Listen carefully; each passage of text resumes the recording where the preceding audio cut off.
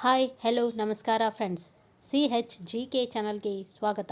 ಇವತ್ತಿನ ವಿಡಿಯೋದಲ್ಲಿ ನಾವು ಸರ್ದಾರ್ ವಲ್ಲಭ್ ಭಾಯ್ ಪಟೇಲರ ಜೀವನ ಚರಿತ್ರೆಯನ್ನು ನೋಡೋಣ. ಸರ್ದಾರ್ ವಲ್ಲಭ್ ಭಾಯ್ ಪಟೇಲ್ ಭಾರತದ ಅತ್ಯಂತ ಜನಪ್ರಿಯ ಸ್ವಾತಂತ್ರ್ಯ ಹೋರಾಟಗಾರರಲ್ಲಿ ಒಬ್ಬರು. ಅವರು ಮಹಾನ್ ರಾಜಕೀಯ ವ್ಯಕ್ತಿ ಮತ್ತು ಭಾರತದ ಮೊದಲ ಗೃಹ ಮಂತ್ರಿ.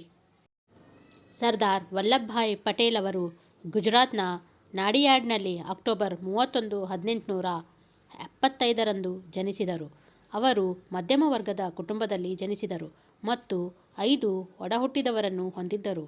ಅವರ ತಂದೆಯ ಹೆಸರು ಜಾವೇರ್ ಭಾಯ್ ಪಟೇಲ್ ಮತ್ತು ಅವರ ತಾಯಿ ಲಡ್ಬಾ. ಅವರು ತಮ್ಮ ಆರಂಭಿಕ ಶಿಕ್ಷಣವನ್ನು ಕರಮ್ದಾಸ್ ಮತ್ತು ಪೆಟ್ಲಾಡ್ನಲ್ಲಿ ಪ್ರಾರಂಭಿಸಿದರು. ಅವರು ಶಾಲೆಗಳಿಂದ ಪಡೆದ ಶಿಕ್ಷಣದ ಹೊರತಾಗಿ ಅವರು ಮುಖ್ಯವಾಗಿ ಸ್ವಯಂ ಕಲಿತವರು.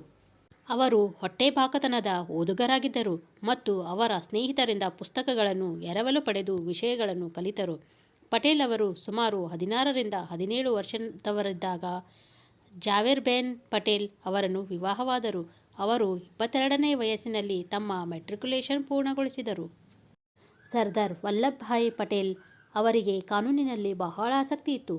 ಜಿಲ್ಲಾ ಪ್ಲೀಡರ್ ಪರೀಕ್ಷೆಯಲ್ಲಿ ಗೆದ್ದ ನಂತರ ವಕೀಲಿ ವೃತ್ತಿ ಆರಂಭಿಸಿದರು. 1900ರಲ್ಲಿ ಅವರು ಗೋಧ್ರಾದಲ್ಲಿ ಸ್ವತಂತ್ರ ಜಿಲ್ಲಾ ಪ್ಲೀಡರ್ ಕಚೇರಿಯನ್ನು ಪ್ರಾರಂಭಿಸಿದರು. 2 ವರ್ಷಗಳ ಕಾಲ ಅದನ್ನು ನಡೆಸಿದ ನಂತರ ಅವರು ತಮ್ಮ ಕಾನೂನು ಅಭ್ಯಾಸವನ್ನು ಮುಂದುವರಿಸಲು ಬೋರ್ಸಾದ್ ಮತ್ತು ಆನಂದ್ಗೆ ತೆರಳಿದರು. 1909ರಲ್ಲಿ ಅವರ ಪತ್ನಿಯ ಅನಿರೀಕ್ಷಿತ ನಿಧನದ ನಂತರ ಪಟೇಲ್ ಅವರು ಕಾನೂನಿನ ಅಧ್ಯಯನವನ್ನು ಪೂರ್ಣಗೊಳಿಸಲು ಇಂಗ್ಲೆಂಡಿಗೆ ಹೋಗಲು ನಿರ್ಧರಿಸಿದರು. ಅವರು ಆಗಸ್ಟ್ 1910ರಲ್ಲಿ ಲಂಡನ್ಗೆ ತೆರಳಿದರು ಮತ್ತು ಮಿಡಲ್ ಟೆಂಪಲ್ನಲ್ಲಿ ಸೇರಿಕೊಂಡರು. ಪಟೇಲ್ ಉತ್ಸಾಹದಿಂದ ತಮ್ಮ ಶಿಕ್ಷಣವನ್ನು ಉತ್ತಮ ಶೈಕ್ಷಣಿಕ ಯಶಸ್ಸಿನೊಂದಿಗೆ ಪೂರ್ಣಗೊಳಿಸಿದರು ಮತ್ತು 1913ರಲ್ಲಿ ಭಾರತಕ್ಕೆ ಮರಳಿದರು. ಭಾರತಕ್ಕೆ ಹಿಂದಿರುಗಿದ ನಂತರ ಪಟೇಲ್ ಅಹಮದಾಬಾದಿನಲ್ಲಿ ನೆಲೆಸಿದರು ಮತ್ತು ಭಾರತದಲ್ಲಿ ಯಶಸ್ವಿ ಬ್ಯಾರಿಸ್ಟರ್ಗಳಲ್ಲಿ ಒಬ್ಬರಾಗಿ ತಮ್ಮನ್ನು ತಾವು ಸ್ಥಾಪಿಸಿಕೊಂಡರು. ಸರ್ದಾರ್ ಪಟೇಲ್ ಅವರು 1917ರವರೆಗೆ ಪ್ರಬಲ ರಾಜಕೀಯ ವ್ಯಕ್ತಿಯಾಗಿರಲಿಲ್ಲ. ಗೋಧ್ರಾದಲ್ಲಿ ಮಹಾತ್ಮ ಗಾಂಧಿಯವರ ಭೇಟಿಯ ಪಟೇಲ್ ಅವರ ಜೀವನದ ಸಿದ್ಧಾಂತವನ್ನು ಮೂಲಭೂತವಾಗಿ ಬದಲಾಯಿಸಿತು ಮತ್ತು ಅವರನ್ನು ಗಾಂಧಿ ತತ್ವಗಳ ನಿಜವಾದ ಅಭಿಮಾನಿಯನ್ನಾಗಿ ಮಾಡಿತು. ಅವರು ಅಹಿಂಸಾ ಎಂದರೆ ಅಹಿಂಸೆ ಶಕ್ತಿಯನ್ನು ಅರಿತುಕೊಂಡವರು ಮತ್ತು ಬ್ರಿಟಿಷ್ ಆಳ್ವಿಕೆಯಿಂದ ಭಾರತಕ್ಕೆ ಸ್ವಾತಂತ್ರ್ಯವನ್ನು ಗೆಲ್ಲಲು ಇದು ಅತ್ಯುತ್ತಮ ರಾಜಕೀಯ ಸಾಧನವೆಂದು ನಂಬಿದ್ದರು. ಗಾಂಧಿಯವರೊಂದಿಗಿನ ಭೇಟಿಯ ನಂತರ ಪಟೇಲ್ ಅವರು ತಮ್ಮ ಹೆಚ್ಚಿನ ಗಳಿಸಿದ ಕೆಲಸವನ್ನು ತ್ಯಜಿಸಲು ಮತ್ತು ಭಾರತದ ಸ್ವಾತಂತ್ರ್ಯ ಚಳವಳಿಗೆ ತಮ್ಮನ್ನು ತೊಡಗಿಸಿಕೊಳ್ಳಲು ನಿರ್ಧರಿಸಿದರು. ಆರಂಭಿಕ ಹಂತವಾಗಿ ಅವರು ತಮ್ಮ ಶೈಲಿ ಮತ್ತು ನೋಟವನ್ನು ಬದಲಾಯಿಸಿದರು ಮತ್ತು ಭಾರತದಲ್ಲಿ ತಯಾರಿಸಿದ ಬಿಳಿ ಬಟ್ಟೆಗಳನ್ನು ಧರಿಸಲು ಪ್ರಾರಂಭಿಸಿದರು. 1917ರಿಂದ ಪಟೇಲರು ಹಲವಾರು ಸ್ವಾತಂತ್ರ್ಯ ಚಳವಳಿಗಳಲ್ಲಿ ಭಾಗವಹಿಸಿದರು. ಪಟೇಲ್ ಅವರು 1918ರಲ್ಲಿ ಸಾರ್ವಜನಿಕ ಸಮಸ್ಯೆಗಳಿಗೆ ತಮ್ಮ ಪ್ರವೇಶವನ್ನು ಗುರುತಿಸಿದರು. ಅವರು ಗುಜರಾತ್ನ ಖೇಡಾ ನಗರದ ರೈತರು ಮತ್ತು ಭೂಮಾಲೀಕರ ಭಾಗವಹಿಸುವಿಕೆಯೊಂದಿಗೆ ಬಾಂಬೆ ಸರ್ಕಾರದ ವಿರುದ್ಧ ಸಾಮೂಹಿಕ ಅಭಿಯಾನವನ್ನು ಯೋಜಿಸಿದರು. ಅತಿವೃಷ್ಟಿಯಿಂದ ಬೆಳೆಹಾನಿಯಾಗಿರುವ ಕಾರಣ ತೆರಿಗೆ ವಿನಾಯಿತಿಗಾಗಿ ಹೋರಾಟ ನಡೆಸುವುದಾಗಿ ಆಂದೋಲನ ನಡೆಸಲಾಗಿತ್ತು. ಗಾಂಧಿಯವರ ಚಂಪಾರಣ್ಯದ ಸತ್ಯಾಗ್ರಹದ ನಂತರ ಪಟೇಲರಿಗೆ ಭಾರತದ ಸ್ವಾತಂತ್ರ್ಯ ಹೋರಾಟದಲ್ಲಿ ಜಯಗಳಿಸಲು ಗಾಂಧಿ ಸಮರ್ಥರು ಎಂದು ನಂಬಿಕೆಯುಂಟಾಯಿತು. ಆ ಹಿರಿಯ ವ್ಯಕ್ತಿ ಭಾರತೀಯ ಮೌಲ್ಯಗಳನ್ನಿಟ್ಟಿದ್ದ ಶ್ರದ್ಧೆ, ಅತಿ ಸರಳ ಜೀವನ ಇವುಗಳಿಂದ ಆಕರ್ಷಿತರಾದ ಪಟೇಲರು ಗಾಂಧಿಯವರ ಆಪ್ತರಾದರು. ಪಟೇಲರು ಕಾಂಗ್ರೆಸ್ ಪಕ್ಷ ಸೇರಿದ್ದು 1918ರ ನಂತರ. ಅವರು ಕಾರ್ಯದರ್ಶಿಯಾಗಿದ್ದ ಗುಜರಾತ್ ಸಭಾ 1920ರಲ್ಲಿ ಗುಜರಾತ್ ಪ್ರದೇಶ ಕಾಂಗ್ರೆಸ್ ಕಮಿಟಿಯಾಗಿ ಬದಲಾಯಿತು. ಅದರ ಅಧ್ಯಕ್ಷರಾಗಿ ನೇಮಕಗೊಂಡ ಅವರು 1947ರವರೆಗೂ ಅಲ್ಲಿ ಸೇವೆ ಸಲ್ಲಿಸಿದರು. ರಾಜ್ಯದ ಎಲ್ಲೆಡೆಗಳಲ್ಲೂ ಹಿಂದೂ ಮುಸ್ಲಿಂ ಎನ್ನದೆ ಬಹುತೇಕ ಪ್ರತಿಯೊಬ್ಬರೂ ಪಟೇಲರ ಪರಿಶ್ರಮ ಮತ್ತು ನಾಯಕತ್ವವನ್ನು ಒಪ್ಪಿಕೊಂಡರು. ಪಟೇಲರು ಈ ಹೋರಾಟವು ಸಂಪೂರ್ಣ ಅಹಿಂಸಾತ್ಮಕವಾಗಿದ್ದು ಹಳ್ಳಿಗರು ಒಗ್ಗಟ್ಟನ್ನು ಮುರಿಯಬಾರದೆಂದು ಸಾರಿ ಹೇಳಿದರು.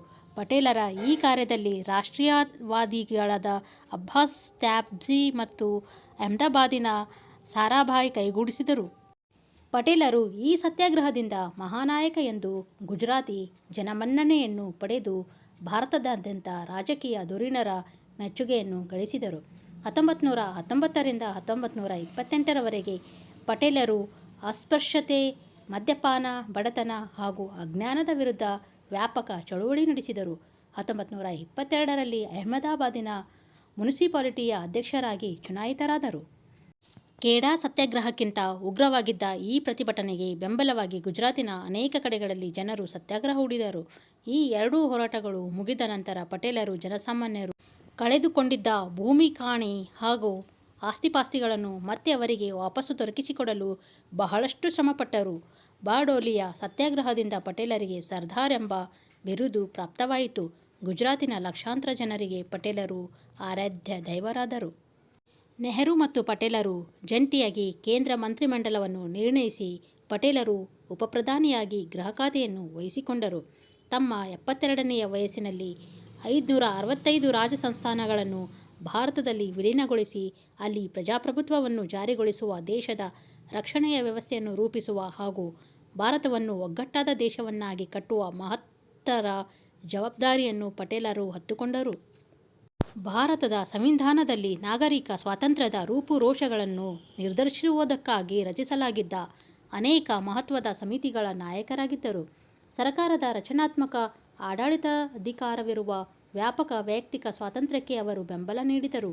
ರಾಷ್ಟ್ರೀಕೃತ ಸಿವಿಲ್ ಸರ್ವೀಸನ್ನು ಅವರು ಬಲವಾಗಿ ಬೆಂಬಲಿಸಿದ್ದಲ್ಲದೆ ಆಸ್ತಿ ಹಕ್ಕು ಮತ್ತು ರಾಜಧನದ ಕಲಮುಗಳನ್ನು ಸೇರಿಸಿದರು. ಗೌರವ ಪ್ರಶಸ್ತಿ: ಗುಜರಾತಿನ ಜನರಿಂದ ಗೌರವಾರ್ಥ ಸರ್ದಾರ್ ಎಂಬ ಬಿರುದು ಪಡೆದರು. ಭಾರತದಲ್ಲಿ ಇದ್ದ ಪುಟ್ಟ ಪುಟ್ಟ ರಾಜರಿಂದಾಳಲ್ಪಟ್ಟ ರಾಜ್ಯಗಳನ್ನು ಒಂದುಗೂಡಿಸುವಲ್ಲಿ ಪ್ರಮುಖ ಪಾತ್ರ ವಹಿಸಿದ ಇವರು ಉಕ್ಕಿನ ಮನುಷ್ಯರೆಂದೇ ಅಮರರಾದರು. ಸರ್ದಾರ್ ಪಟೇಲರಿಗೆ 1991ರಲ್ಲಿ ಭಾರತ ರತ್ನ ಪ್ರಶಸ್ತಿಯನ್ನು ನೀಡಿ ಗೌರವಿಸಲಾಯಿತು. ಸರ್ದಾರ್ ವಲ್ಲಭಭಾಯಿ ಪಟೇಲ್ ಅವರು 15 ಡಿಸೆಂಬರ್ 1950ರಂದು ನಿಧನರಾದರು.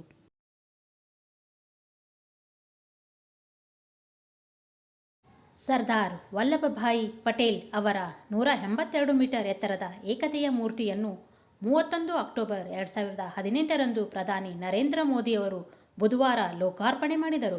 ಗುಜರಾತಿನ ನರ್ಮದಾ ಸರೋವರ ದಂಡೆಯ ಮೇಲೆ ಈ ಪ್ರತಿಮೆಯನ್ನು ನಿರ್ಮಿಸಲಾಗಿದೆ. ವಡೋದರಾ ಸಮೀಪದ ಸಾಧು ಬೆಟ್ಟದಿಂದ 3.2 ಕಿಲೋಮೀಟರ್ ದೂರದಲ್ಲಿದೆ. 182 ಮೀಟರ್ 597 ಅಡಿ ಎತ್ತರದ ಇದು ವಿಶ್ವದ ಅತಿ ಎತ್ತರದ ಪ್ರತಿಮೆಯಾಗಿದೆ. ಇದು ವಿಶ್ವದ 8ನೇ ಅದ್ಭುತ.